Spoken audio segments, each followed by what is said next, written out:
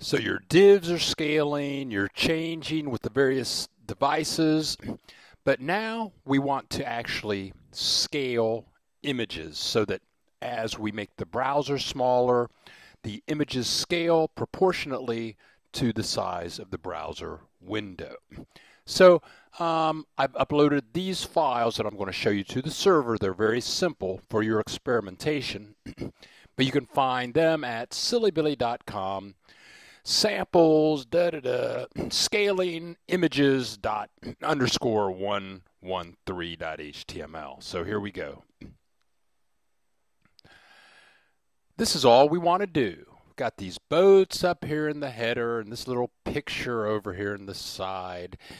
And when the browser goes in and out, we just want the images to scale appropriately. So let's see if this works. I'm going to preview in Google Chrome,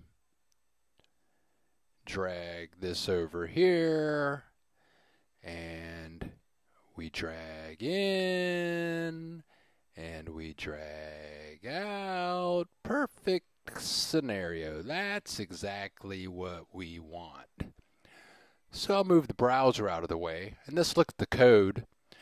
As with most of the titles, in the source code, same source code I've been using, we have our HTML with our wrapper with everything in it, our header. But the thing is here, this is very important in resizing images. I created a special class called resize. You can call it anything you want. You can call it Jimmy, Sammy, Wet Freddy, but I called mine resize. And I have this image here in the resize class div, and then I have this image down here in the resize div within the div. So I've got a div in a div, and the image is in the div. It's very important because I want to talk to the resize div in CSS. So here we go. Let's take a peek at the CSS.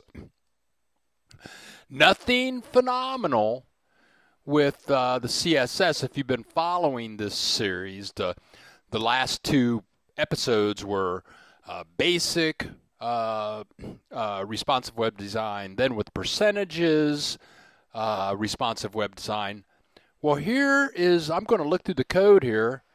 The only code that I really changed was the code for resize.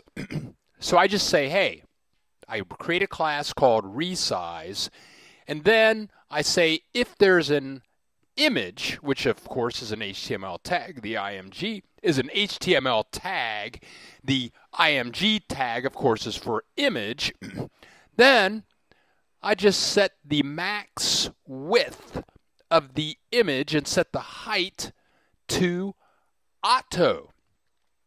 This is some code right here that you might want to highlight it and create a snippet, and because you can use the heck out of this code again and again and again, create new snippet.